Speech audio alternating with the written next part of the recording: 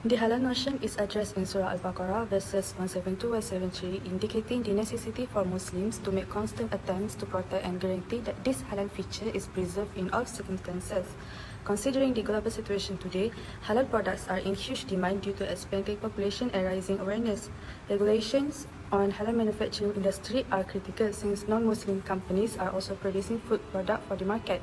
Therefore, the government and all parties related must establish a comprehensive and effective halal legal structure. For instance, the RMS 1500-2019 Halal Food General Requirement Third Revision. This regulation is capable of protecting consumer rights and making them more confident in purchasing halal food products. Thank you. I will pass to the next. Hi and Assalamualaikum everyone. Good morning. My name is Amir Nabila binti Azman 2021-343429. Today, I'm excited to share insight into the act and law regarding halal food product in Malaysia. Halal, as many of you may know, refer to what is permissible in Islamic law and it is not just a religious concept but also a crucial aspect of the Malaysian food industry.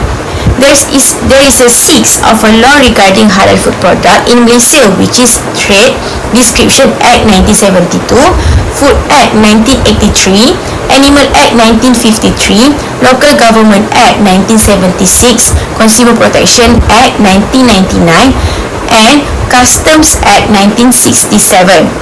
We go through one by one. Firstly is a Trade Description Act 2011, which was enacted in 1972, repealed in 2011 and replaced by the Trade Description Act 2011. The purpose of this act is to prohibit false or misleading trade description, including those related to halal claims. It is important for the protection of halal food because it paved the way for more comprehensive halal legislation in Malaysia. Among them is first, prohibit false labeling of a food as a halal. Product labeled as halal must meet Islamic requirement. Next is a penalty set for violations. And next is Empowerment Enforcement Agency, which is the Ministry of Domestic Trade and Consumer Affairs, which is MDTCA, oversees enforcement. And also Malaysia introduced the Trade Description Act 2011, which is related to halal. Example, Trade Description Definition of a Halal Order 2011, which is provide a legal definition of a halal food. And Trade Details Halal Certification and Marking Order 2011, which are mandating Zakir, Department of Islamic Development Malaysia as the main halal certification authority.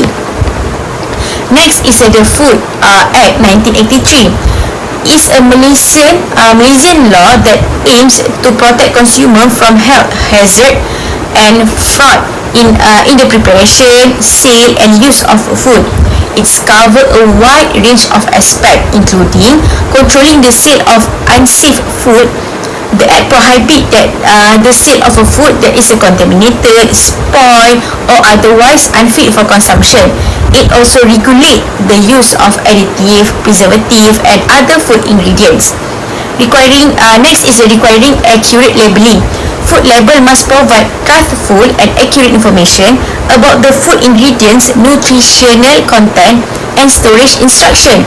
Next is establishing food safety and standard.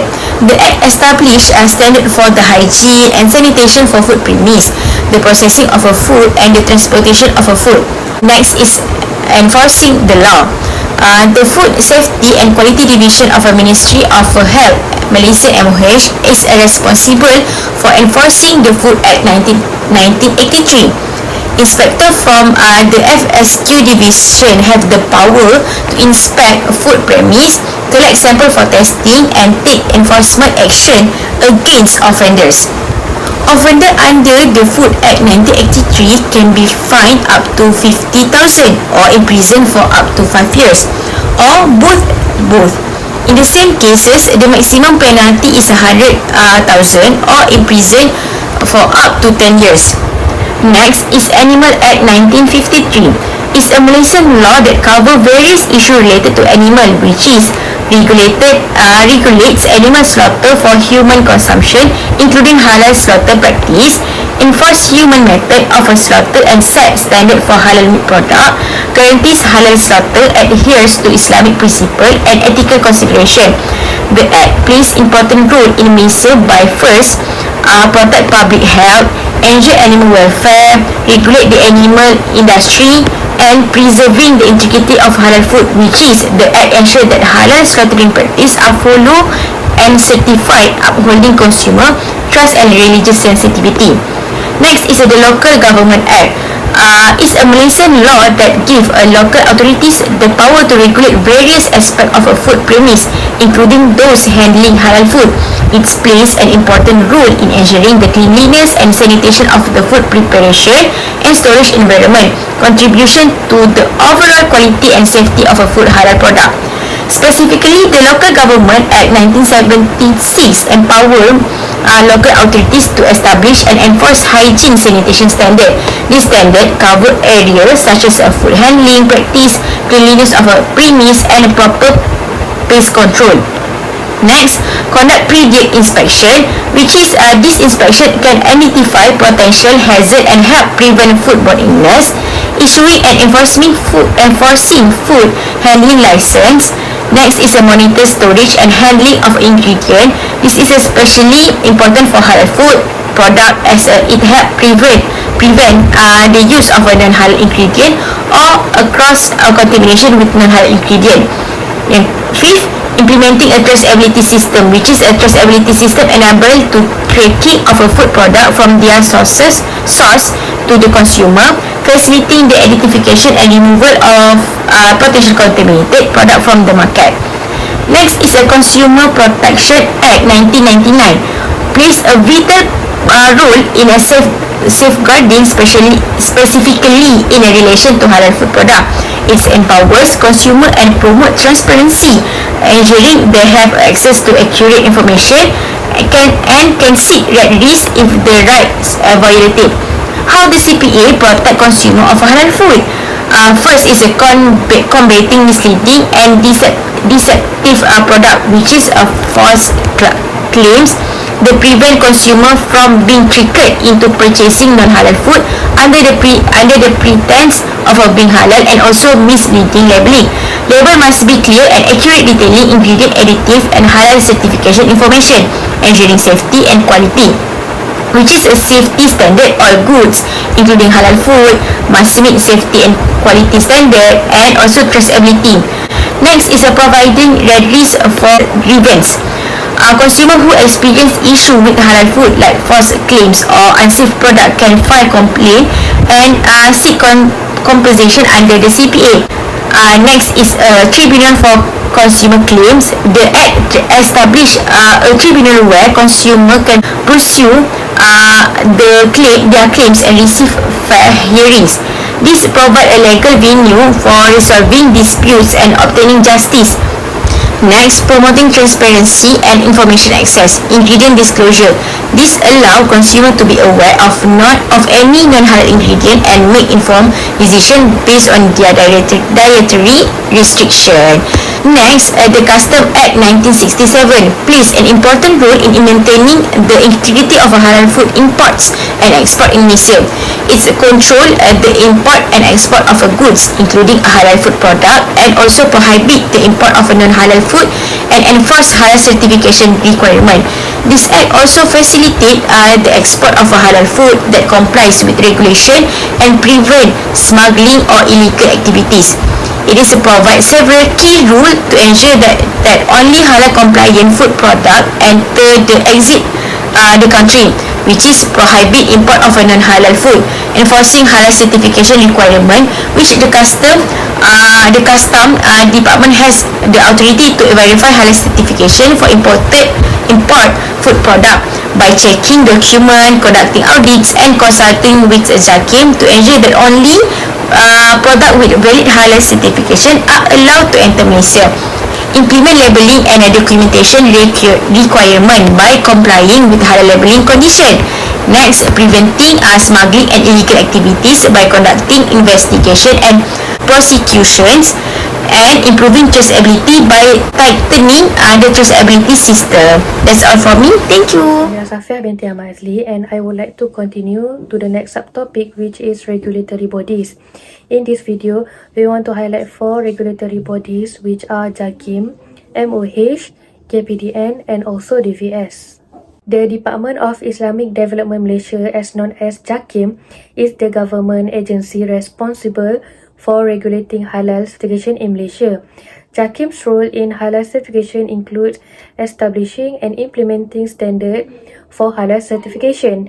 JAKIM's authority is derived from the Trade Description Act 2011 and Trade Descriptions Certification and Marking of Halal Order 2011. The TDA 2011 and TDCMO 2011 has legal implications. It is an offence to import, export, sell or advertise food as halal if it is not certified by JAKIM or an authorized halal certification body. JAKIM has a number of enforcement powers to ensure compliance with halal standards, includes issuing warnings and notices of non-compliance, seizing and destroying non-compliant products, and lastly, impose a fine on the company up to 200,000 for the first offence and 500,000 for the subsequent offences. Next is the Ministry of Health plays an important role in ensuring the safety and quality of halal food products in Malaysia. The MOH plays a role in the following areas. Firstly, developing and updating halal food standards. The MOH works with JAKIM and other stakeholders to develop and update standards for halal food production, processing and labeling. Secondly, providing training and education on halal food. The MOH provide training and education programs for food handlers and consumers on halal food safety and hygiene. It does this through various legal implications, including the Food Act 1983. This act regulates the entire food chain from production to consumption. It empowers the MOH to set standards for food safety and hygiene, including for halal food. The Act also allows the MOH to take enforcement action against food manufacturers who violate these standards. The third one is Ministry of Domestic Trade and Cost of Living. KPDN is responsible for consumer protection in Malaysia. KPDN's role is primarily focused on consumer protection. This includes investigating complaints and taking enforcement actions against traders who make false or misleading halal claims. KPDN's authority is derived from the Consumer Protection Act 1999, prohibits false or misleading representation regarding consumer goods and services. This includes representations about the halal status of food products. The CPA 1999 have several legal implications for halal food products in Malaysia. First, it is an offence to make a false or misleading representation about the halal status of a food product, and second, traders must be able to give a proof of their halal claims with evidence. And the last one is the Department of Veterinary Services Malaysia, DVS, is responsible for regulating livestock and poultry in Malaysia. DVS role in halal slaughter includes establishing and implementing standards for halal slaughter, issuing halal slaughter license to slaughterhouses, and conducting inspection to ensure compliance with halal slaughter standards. DVS authority is derived from the Animals Act 1953 and Animal Welfare Act 2015. There are 3 legal implications, which are: it is an offence to slaughter an animal in Malaysia without a halal slaughter license. Slaughterhouses must ensure that their animals are slaughtered in accordance with halal standards, and also meat from non-halal slaughtered animals cannot be sold or advertised as halal. Next, I will pass to the next presenter. An overview of halal food product consumer rights. In general, consumerism in Islam refers to any individual who purchases products or services to meet their own requirements for acceptable purposes. Malaysia has outlined the rights that should be available to the consumer, including basic needs, the right to safety, right to information, right to choose, freedom of expression, the right to compensation damages, the right to education, the right to a safe and healthy environment. To tally consumer rights in the context of halal fraud involve legal protections and mechanisms to safeguard consumers from deceptive practices related to the authenticity of halal food products. One of the common halal food frauds that has been occurring in Malaysia is mislabeling non-halal product as halal or falsely claiming halal certificate. So the main point is right to accurate info. Consumers have the right to receive clear and accurate info about the halal status of food product. These include details on ingredient, halal cert, and any relevant info that influence the halal authenticity of the product. Next is the right to genuine halal product. Consumers have the right to expect that product labeled as halal genuinely adhere to halal standards. This encompasses the entire supply chain from production to distribution and ensuring the product's integrity remains intact. Right to halal certification verification. Consumers are entitled to verify the authenticity of halal certification claimed by a product. This involves the right to access information about the certifying body, certification process, and the validity of the halal claim. Right to protection from fraud. Consumers have the right to be protected from fraudulent practices, including mislabeling non-halal product as halal. Legal provisions should deter and penalize businesses engaged in halal fraud, safeguarding consumers from deceptive practices. Right to whistleblower protection. Individuals who come forward with information about halal fraud should be protected from retaliation. Whistleblower protections encourage transparency and help uncover instances of fraud that may otherwise remain hidden. Right to redress and compensation. Consumers affected by the halal fraud have the right to seek redress and compensation for any harm or financial loss incurred.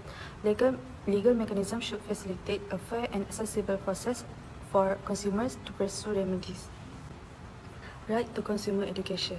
Consumers have the right to be educated about halal standard certification processes and how to discern authentic halal products. Public awareness campaign and educational initiative contribute to an informed consumer base. Right to report and complain. Consumers should have an easy and accessible channels to report suspected cases of halal fraud. Reporting mechanism empower consumers to play an active role in upholding halal standard. Consequently, consumer right in halal food fraud emphasize transparency, authenticity, protection from deceptive practices, and avenues for consumers to seek redress and contribute to the integrity of halal product. Legal frameworks play an important role in upholding and enforcing this right.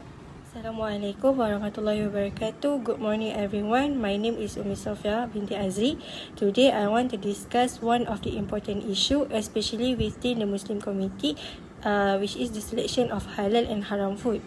As we already know, with the development of science and technology, the food products produced are now more immediate, diverse and interesting. However, nowadays has brought about new challenges, particularly in terms of understanding the contents, properties, and physical aspect of the food we consume. In a recent news report, we see a concerning issue addressed by the government, specifically related to the manipulation of halal logos by certain sellers or traders. These individuals are allegedly deceiving consumers about the contents of their products. The second picture shows that there is gelatin pork in the ingredients that are stated on the packaging label. Next, move to the understanding the issue, which is rumors circulating about candies containing gelatin derived from pork. This raises questions about the authenticity of the halal logo as well as the halal certification, and the potential harm caused to Muslim consumers who rely on the halal logo that is not recognized by JAKIM. Next, the government response and action. Dato' Idris Ahmad, the minister in the Prime Minister's Department who responsible for religious affairs, in response to this issue, he has issued a warning emphasizing the need for honesty and integrity in business practice. especially when it comes to the products consumed by Muslims. Furthermore, the Department of Islamic Development Malaysia, which is JAKIM, will collaborate with the Ministry of Domestic Trade and Consumer Affairs, KPDN-HEP, takes necessary actions against those involved in fraudulent practice. This reflects the government's commitment to addressing the issue at its roots and ensuring accountability. In conclusions, allegations about the manipulation of the halal logo by certain traders or sellers, particularly in the context of candies that are rumored to contain gelatin derived from pork, raise serious concerns about the reliability of products that meet the nutritional needs from Muslim consumers. Hence, it's vital for us to recognize the significance of maintaining the integrity of halal products. That's all from me. Thank you. Assalamualaikum warahmatullahi wabarakatuh. My name is Ikhwan Al-Izad. I'll be presenting one of the issues relating in halal food industry. So one of the issues I've detected is the inconsistency of fatwas in Malaysia. So as we know, in the Article 3.2 and 3.3 in the Federal Constitution, it states that the sultans and the YDPA is the head of the religion of each state. Hence, each state has their own muftis that have power to issue a fatwa. Currently, there are 14 fatwa committees in Malaysia, and in a country such as small in Malaysia has caused a confusion and hardship in navigating the laws. Some of the fatwa issues has caused a confusion as they have contradicting views. One of the inconsistencies in issuing fatwas that we can see is the issuance of a father's name or bin towards a child that is born illegitimate or born out of wedlock. The fatwa issued from the police, it is stated that a child that is born less than 6 months after his or her mother is married can be given his or her mother's father's name bin, except if it's being denied by his current father, while a fatwa from Terengganu, for instance, prohibits the child that is born out of wedlock to be named his father instead of given a name of Abdullah. It's one of many instances the inconsistent fatwas in Malaysia, and such small country in Malaysia in issuing different views of fatwa, giving a lot of turmoil in navigating the laws in Malaysia. So now we'll be shift our focus the inconsistency of fatwa. How does it bring issue or confusions in the halal food industry especially? So if we refer to the Trade and Description Act 2011, so the act define what is halal. So in the article 3.1 A, B, C, and D, there are word fatwas in it. However, it doesn't specifically mention to what states that is valid fatwa that one should follow according to this act. However, if we were refer to the federal constitution that I mentioned earlier and the Malaysian standards regarding to the halal, it is state that we must abide to the fatwa in the particular state, in the state where one is at. So one of the difference in halal food in issuing in fatwa we can see is firstly in the issuance of fatwa in Johor relating to the percentage of alcohol. The Johor fatwa issued that the permissible amount of alcohol is 0.01% only, while the National Fatwa Committee stated that the permissible percentage of food and beverage products is only 0.5% only. But it is worth note that the National Fatwa Committee doesn't have a power to enforce the fatwa, as the role of a national fatwa is just a mediating how do I say mediating place in among the fatwas in different states in Malaysia. The MKI, or the National Fatwa Committee, are not being vested by law to enforce, except as like a mediating um, bodies in regulating fatwas in Malaysia, or should I say calibration place.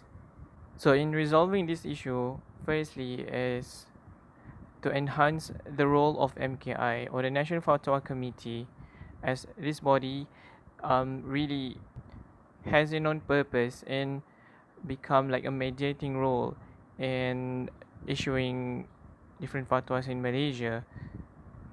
So by enhancing the MKI, or the National Fatwa, it will better coordinate the fatwa issuance process.